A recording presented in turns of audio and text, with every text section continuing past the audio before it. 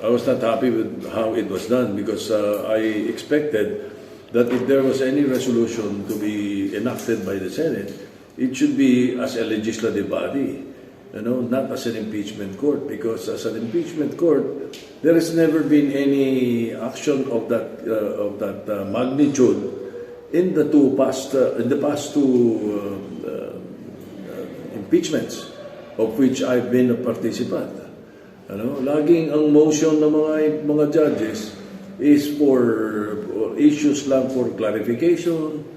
Ganun lang. Hindi come up with a resolution na without hearing the trial or inquiry, yet without listening to the defense or listening to the prosecution first.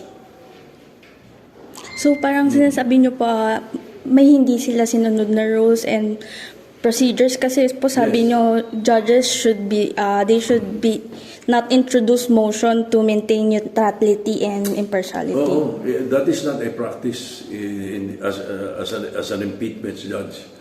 Hindi ginagawa 'yon. And also you disagree po na yung Senate move to question the constitutionality of Duterte's impeachment. Tama po ba? I don't think it's the move of the Senate to call for a constitutionality. I don't know. I don't think so. Okay. It might be some other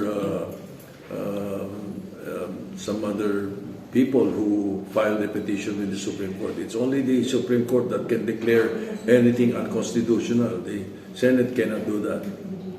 Okay po. Ano na po kayang mangyayari once na umabot ito sa 20th Congress? Maitutuloy po ba itong impeachment? Well, depende. Ako tingin ko, pagka winay mo yung mga different factors and issues, it can cross over into the 20th Congress.